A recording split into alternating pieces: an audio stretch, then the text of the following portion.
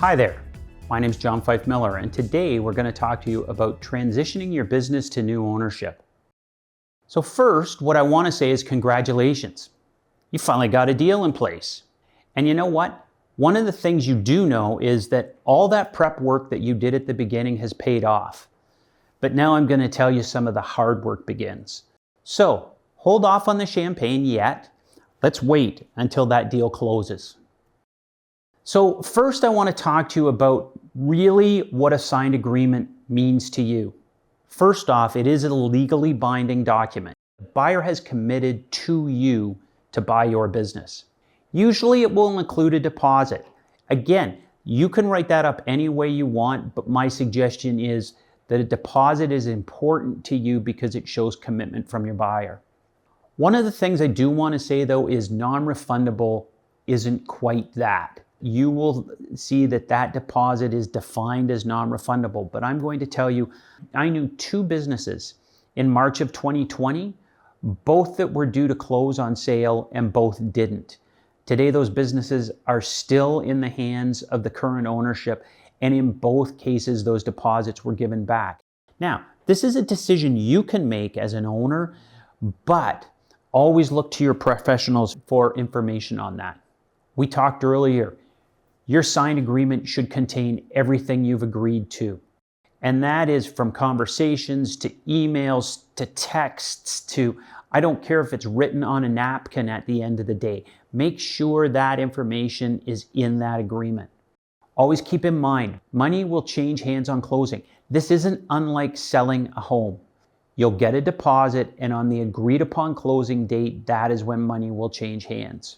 Hold the purchaser to the agreement. Holding the purchaser to the agreement is key, and that is why we do these agreements in the first place. Your agreements will probably have times, they'll have dates, and you want to make sure, number one, that you are holding them to what they've agreed to. But the second piece falls on you, and that is don't procrastinate. At the end of the day, you want to get done what you've committed to in a timely fashion. So get on it right away. The last thing, and probably the most important thing, is a signed agreement can be broken. Up until that closing, you will know that people can walk away, and they walk away for varied reasons. One is they might not be able to get financing. They might have thought they had it, but they can't. Another option is they may have had a change in life where they can't take over your business, but understand that these agreements can be broken. I also want to talk to you for a minute about the psychology of selling. We've said earlier, it becomes very, very easy to second guess your decisions, and you don't want to do that. Always remember, and if you need to, write it down. What was your goal through this process? Your goal was to sell your business. What have you done? You've done exactly that. So don't second guess it. Continue to run your business until that sale closes. Don't let anything slide. Leaving it for that next person is not beneficial. One of the things I would say to you is start an exit strategy that suits you and, as importantly, suits your family. So when you're having those discussions, make sure your loved ones are around you to have those discussions with. What does your exit strategy out of that company look like? Stay upbeat, especially with staff and customers. It is important that you sell this sale to them. And you staying upbeat ensures that they will stay positive. It also ensures that you'll continue to hold on to those customers, which is key. So many times customers worry about the sale of a business. Are my costs going to go up? Is my service going to go down? You reassuring them makes sure that they feel comfortable. Don't underestimate the toll that this can take on people around you. Everybody will react differently to a sale. You will have a reaction, but I'm going to tell you, of your employees, they will all react differently to this sale. So again, don't belittle the challenges that some people may have and work with them to get them through the process. I'm going to say to you personally, this is going to be mentally challenging to you. If you need to get support from outside professionals, do it. because it is important. I'm going to tell you, for me, in July of this year, I gave up my business of 42 years. That's 42 years of going to the same place to work every single day. There was a big hole for me and a real challenge for me to get through that big hole. So don't look at it from the perspective of you can control this. We all need help sometimes. And if you need it, get it. And the last thing I want to say is be happy because you have done what you set out to do. So, are your professionals up to speed? First, I'm going to tell you they should be, because you've included them through this process. So everyone should be aware of where you are to this point. But let's make sure we get copies of that sales agreement in their hands ASAP. When I tell you that requests from your professionals are going to come quickly and you'll have a lot of them, that's an understatement. You are going to need to be on top of those. So when I say to you, make sure that you deal with these quickly, you need to. Make sure your team sees all of the correspondence from your financial institutions. When your business is sold, you will want to communicate with the financial institutions. And if you're going to do that and they're asking you for things, make sure your accountant and your lawyer see what they are asking for. You want transparency and you want everyone to be on the same page. If you used a broker, get their final paperwork and fees. Don't leave that. You don't want to be waiting for that for 6 months down the road. My suggestion is I would go to all my professionals and ask them for a checklist. Get them to tell you what they're going to need and when they want it. It's going to make it easier for you. And share completed information with all of them on a regular basis. Yes, they might tell you partway through, I don't need to know that, but you'd rather have that than them coming to you and saying to you, oh, John, why didn't you send me that information? Now, I think it's time we communicated with staff. For those of us that have a senior staff, my suggestion is you communicate the message to them first. I think it's important that they know, and it's important that they know first because these are the people who have been with you through thick and thin. Then I would suggest you meet with as many staff as you can. Why? Because one, it's incredibly transparent. But two, staff is going to talk, regardless of what you do. If you meet with everyone, you will not get third-party conversations about the what, the why, and the how. So try whenever possible to meet with as many people as you can. Clarity is key. So share everything within reason. And there may be some things you can't share. But for things you can, you need to be prepared to answer those hard questions. Be frank and honest about the future. And this is a real important one. So often we want to feel that we need to tell staff what they want to hear. When the real truth is we have to tell staff what they need to hear. So you need to be frank and honest about the future of the business and what that future holds for them. Ensure that they have a chronology of what's happening when. Again, you'll have that from your sales agreement, but let your staff know, because all of a sudden they could have new people walking through the building on a regular basis and they want to know what's going on. So let them know. Be positive and instill the feeling that the change is beneficial for them. One thing that's important, don't commit to anything that you can't ensure. I'm going to give you an example of that. In my business, my employees always got their birthday off. They would get the day of their birthday or they would get the day after their birthday. When we amalgamated with a new business, that was not a policy they had. Because of the amalgamation, my employees lost that as a benefit. That needed to be communicated and needed to be communicated by me to them. Because when you hear it from someone else, it creates controversy that you don't need. The last thing is, and I would say this to you, don't listen to the armchair quarterbacks. A lot of people will rethink what you've done and what you've decided. And you know what? You know what you've done is best. So try not to take that information in. So what about our customers? There are 3 key things that I think that are important with your customers. One is move quickly. Second is move quietly. And third, and the most important thing, is do it personally. Inform your key accounts first. They've been with you for a long time and you want to let them know. Again, be prepared to address specific questions of your customers. If you don't know the answer, my suggestion is you get it and you come back to them. Sell the sale and why it's beneficial for them. Sales usually work out in the long term to be beneficial to the business itself. So you want to sell to your customers that this is going to be beneficial for them. Why? Because you want them to stay with the company. You want your purchaser to be successful. Again, don't commit to anything that you can't ensure. One of the big things I would tell you too is ensure that all correspondence is joint correspondence with the purchaser. So it's key that your messaging aligns. Again, in the case of an amalgamation, you both need to be using that term when you're talking to customers.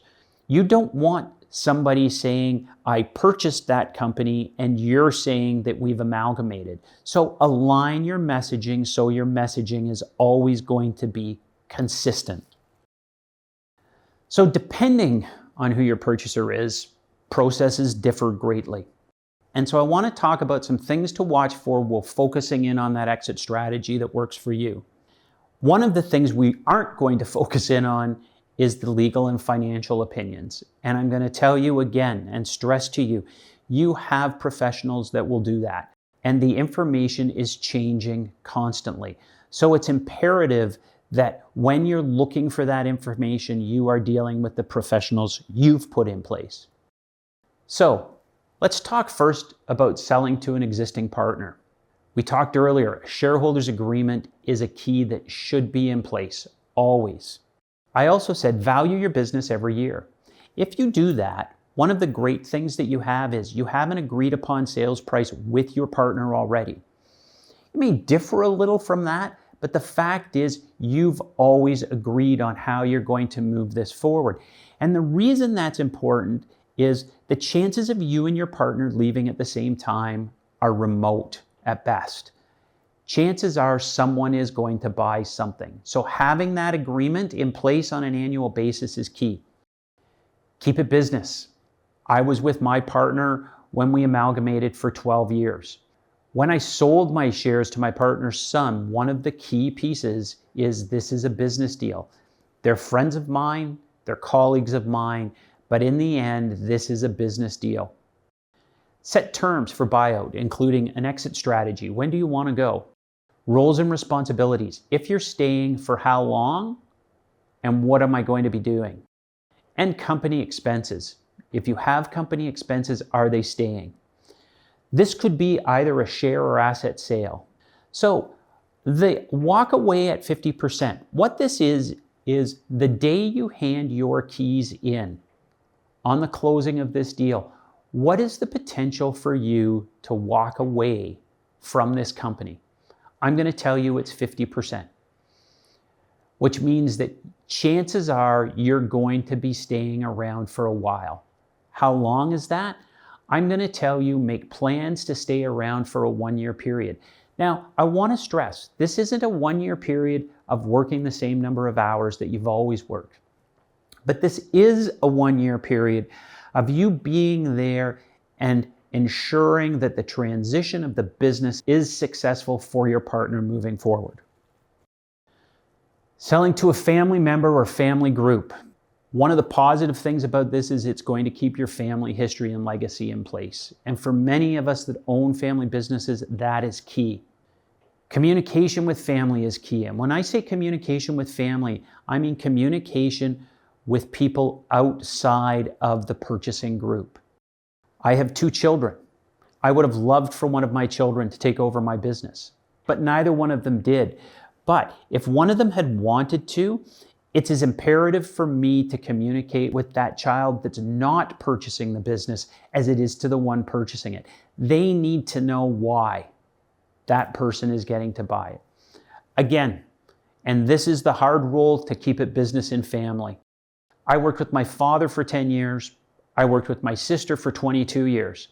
I'm going to tell you, Keeping it business is tough, but through this process, work towards that.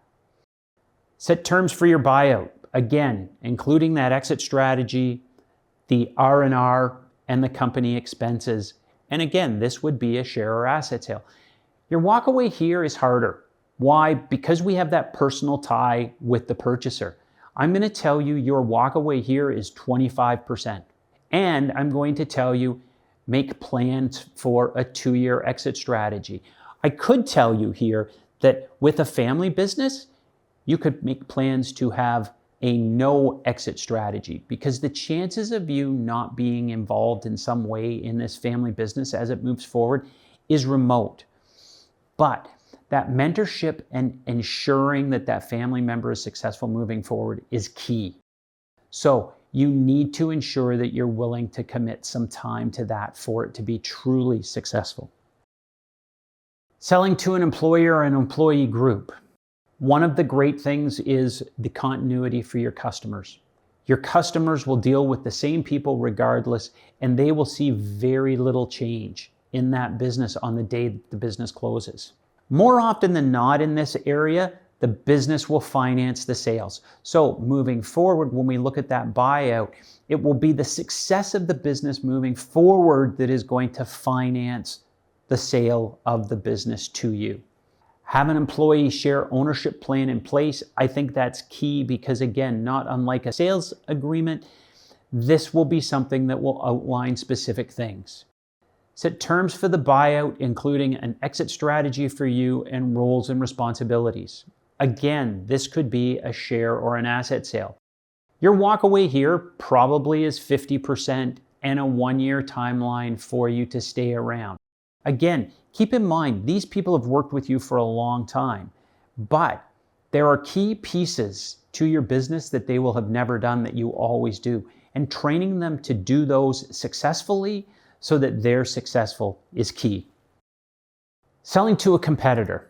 So I'm going to tell you that competitors normally are looking to purchase your customer list. They want market share. One of the things that's extremely important through this is to use a non-disclosure agreement. And I'm not saying that's not important in all of them, but for this especially, you are going to share private information on your business with a competitor. When you do that, you need to ensure that that non-disclosure agreement is in place. I'm very big on releasing information gradually. Don't give them everything that they need all at one time. You need to build that relationship and see how important is this sale to them really. Trust your gut. There's an emotional piece here. If this is going well, you're going to know. If this isn't going well, you are also going to know that. And I'm going to tell you, if you get to a point where you can't trust this deal, you need to walk away from it. And I think that's key at the end of the day. Because I've said before, there's a reason this person is a competitor. So it's important when you go through this that in the end you're comfortable with the outcome. If going through this sales piece you aren't comfortable with how this is going, then you need to walk away from this deal. Again, set terms for buyout, including that exit strategy and the R&R. And I'm going to tell you, most of the time this is going to be an asset sale. I'm going to tell you your walkaway here is 75%, which is a positive if you want to get out quickly, and a 3-month timeline that you probably need to be there to make some adjustments. One of the things I would strongly suggest is this does not become a long-term piece. You will find it very difficult when the management team of a competitor comes in and starts directing you in your own business. So keep it short, keep it concise, keep it to the point, and be prepared to walk away. Selling to an unknown third party.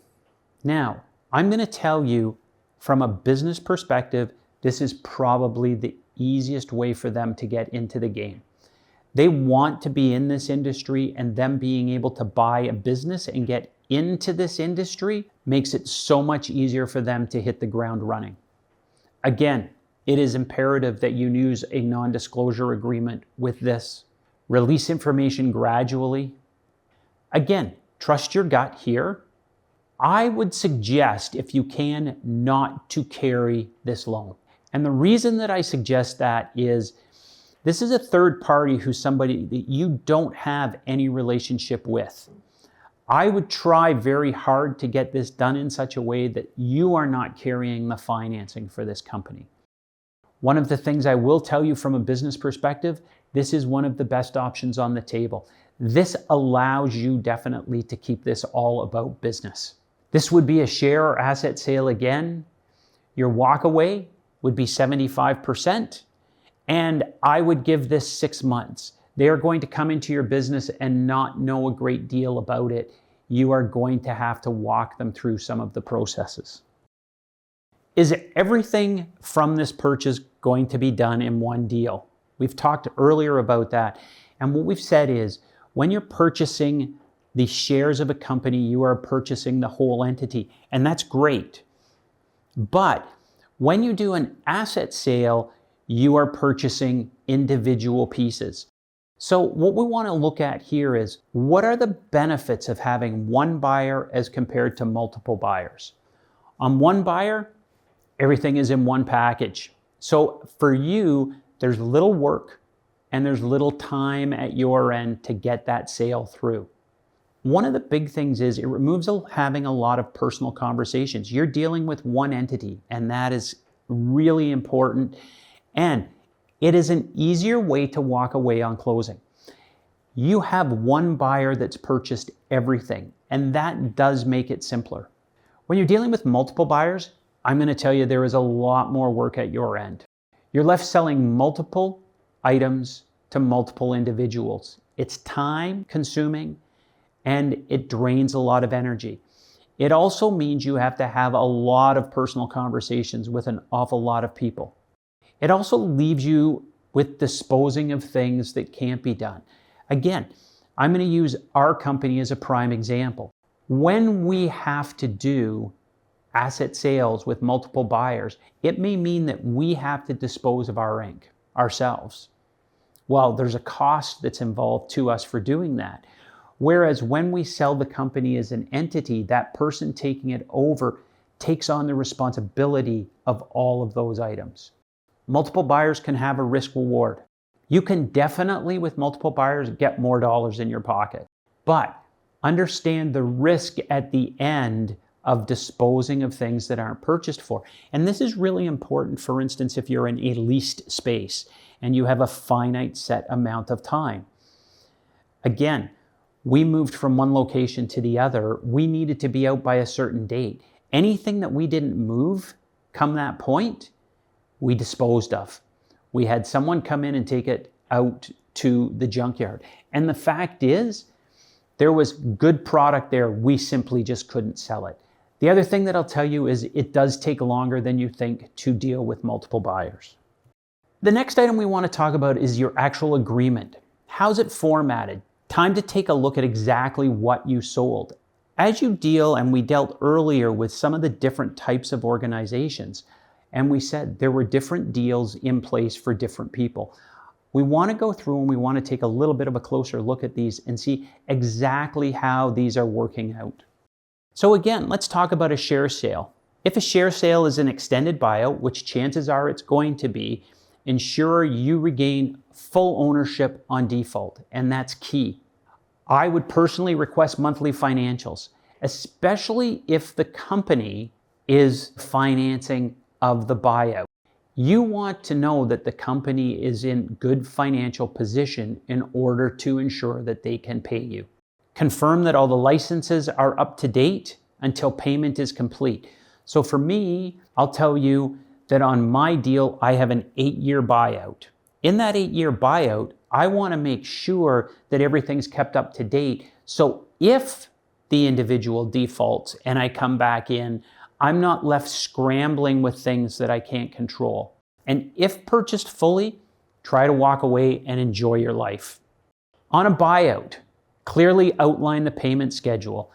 And as importantly as you outline the payment schedule, clearly hold the person to that schedule at the end of the day.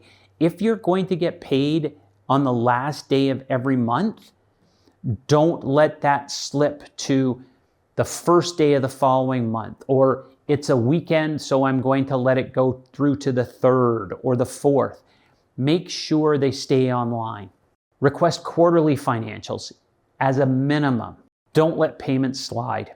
It's so easy to do, but you want to ensure that you are getting paid when you say you're going to get paid. And again, confirm that all licenses are paid up to date until that payment is complete. A cash sale is great, and I'm going to tell you this transaction is as straightforward as it can be. Keep everything up to date until that close. One of the things that's a caution, and that is stay out of the weeds. If you have a cash transaction that's closing on a specific date, deal with your business until that date and then clean up and walk away and enjoy your life. The employee share ownership.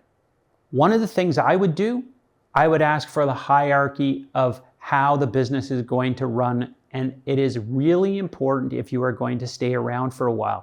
My big thing is, if you stay around, who are you answering to? And make no mistake how difficult that is. For years, you've made the decisions for this business on behalf of your employees. Now your employee or group of employees is going to make those decisions based on you. So the fact is, you need to understand that. Again, if there is a buyout on this, I would be asking for financials, and do not let those payments slide. Be prepared to defer decision making. That's hard. Again, we go back to the employee-employer relationship now has flipped. You want to be prepared to allow them to make the decisions that they have to make. And an important piece, offer assistance when requested. It's very easy for us to address what we think should be done, but I think it's key that you are there to offer assistance when someone is actually looking for it.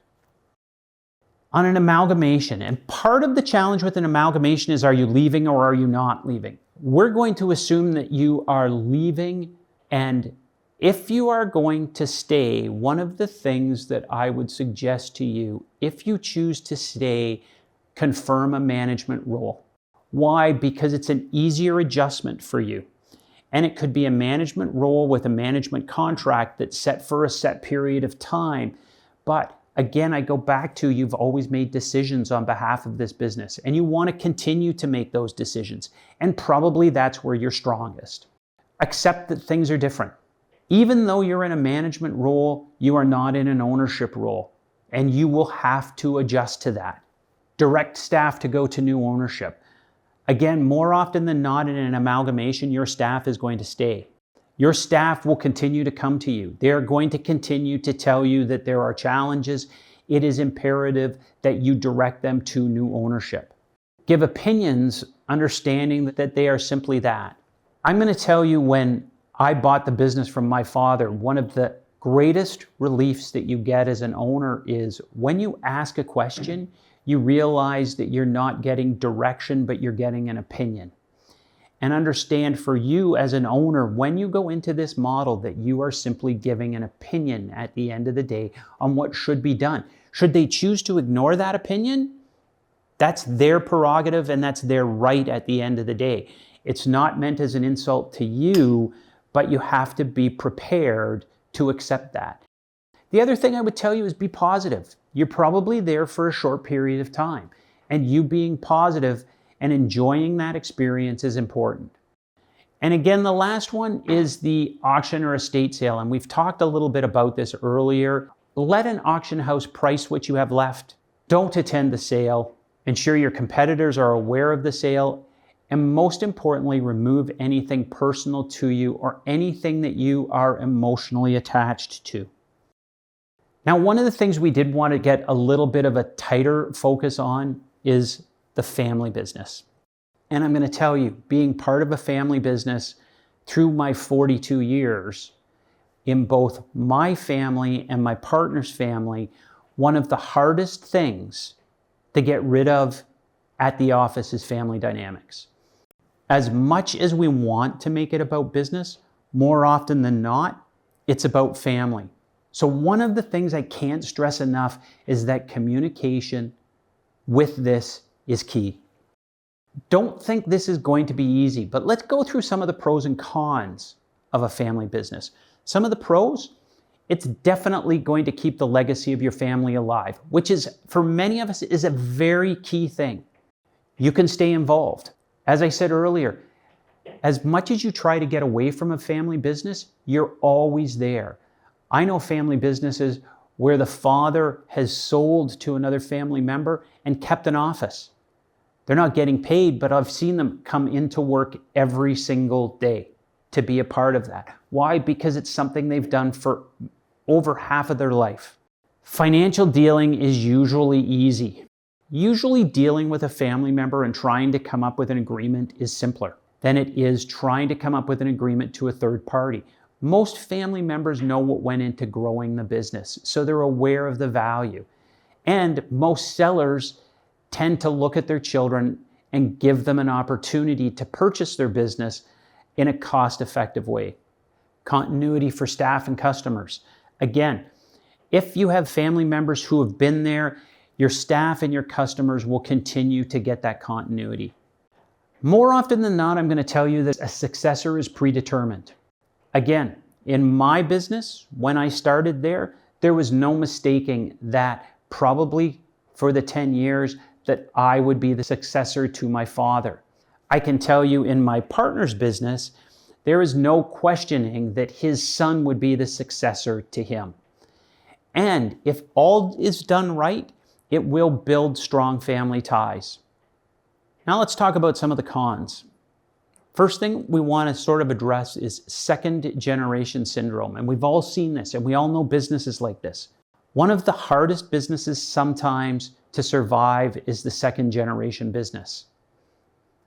And the reason for that is all the sweat equity that was put in by the first generation, even though it was seen by that second generation, the second generation recoups that. The second generation comes into a family business not having to put in the hours in order to build the successful company because the company is already successful. So when that parent leaves, the challenge becomes that second generation does not have the same work ethic at times, and that can be challenging. It can destroy larger family dynamics. I know of two families that are very close to me where the children do not speak to one another anymore because one child took over a business where both were working there. It's really hard sometimes to not make it part of that dynamic, and you have to be really careful in how these deals are done, or it can destroy that family dynamic. Default is extremely difficult. I'll tell you, it is extremely difficult for you to look at a parent and say, yeah, I'm not going to pay you for your company, or look at a brother. Default becomes more difficult and guarantee of payment becomes much more successful. Again, a lot of parents who leave struggle with giving up the leadership role.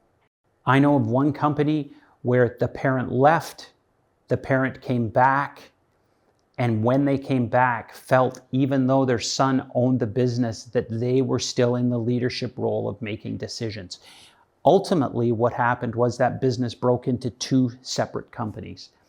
And so you have to be careful with that. And lastly, the responsibility for success or failure regardless. And what I want to say with that is we went through business all our lives. We learned a lot. But I'm going to tell you, I learned a lot more by falling down and getting back up again than I did when things went exactly the way they were supposed to go. What I'm going to tell you here is your children will fail at times. But even though they fail, they will learn something. And that's the goal. You have to let them fall down. So the dynamics, as we talked about, are tricky. The goal is never to divide a family. So communication with all family members is key. When you have multiple children and you are going to sell your business to one, it is so important that you communicate with the other two children on why this is happening. Ensure that all other family members understand your decision making. Clearly outline what your role will be. You are no longer going to be the leader here. And if you're not going to be the leader, What you want to do is you want to go to the new management team and ask them what you want your roles and responsibilities to be. Separating family and business, while it is extremely difficult, is doable, and it is really important that you do it through this process. Get these in place, and I will guarantee you your family dynamic will be stronger when you come out the other end. Again, we've talked about this. Accept the fact that your opinion is simply that. Your children are going to do what they want to do at the end of the day. When they are looking to you for direction, offer it, but allow them to make the decisions that they need today. People fall down on occasion, and letting them scrape their knee is something that is beneficial in the long run for the business. And celebrate their success. And this is really important. You ran your business. You know how successful it was. What you need to hope for is that when your children take it over, that they are more successful than you were. If they are, celebrate that, because that's a positive thing. So, what if I sell my family business to a third party? I know 4 companies in my time that had family working within their business and chose to sell their business to a third party or amalgamate with another company. What are some of the pros? Again, business is business. This is a business transaction, and you really can hold it to that. It removes any thoughts on nepotism.